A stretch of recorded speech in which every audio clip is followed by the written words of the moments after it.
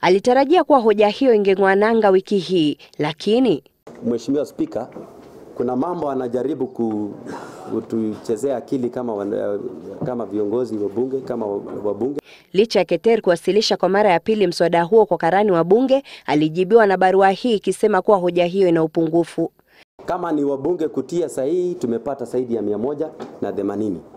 Kama ni jambo la kusema ati kuna kulingana na uchunguzi kuna mambo sikuweka kwa mswada yangu, yote imefanywa na wale mawakili wafanyikazi ambao wanafanya kazi bungeni. Keter sasa akisema kuwa Spika Muturi ndio kizuizi kikubwa kwa sababu anataka kumlinda Waiguru.